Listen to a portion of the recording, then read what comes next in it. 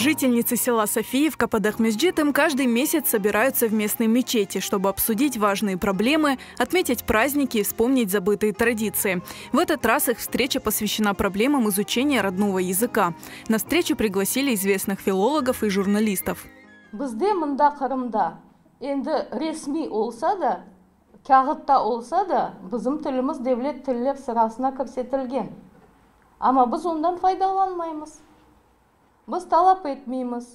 Мектепте директор ярамай бақажақ деп, мені балам қырым татар тілін өгіренсін демеге тіліміз айланмай. Ама аққымыз бар. Первые знания ребенок получает в семье, и кто, как не женщины, матери, хранительницы домашнего очага, играют главную роль в том, чтобы в семье говорили на родном языке. Для крымских татар проблема родного языка стоит особенно остро.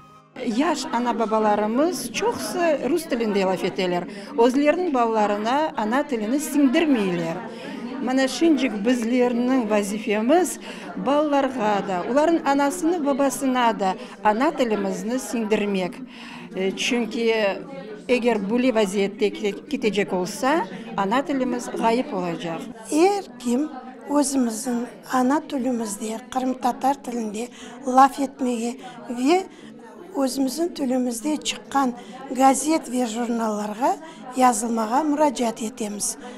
Çok sağ olsunlar böyle görüşü teşkil etkenleri için. Встреча женщин в мечети Софиевки теперь традиция. Несколько месяцев назад здесь создали объединение женщин «Мелек». Это инициатива имама Сервера Асанова и местных активисток. Местные жительницы изучают основы ислама, обсуждают насущные проблемы, а также готовят забытые национальные блюда. Бүгін енді үшінші біздің топлашуымыз. Қызларымыз пек активна бірлікінен топлашалар. Мына ашыр айы. Ашыраш пішіріп келдік бүгін. Епсіміз стол башында.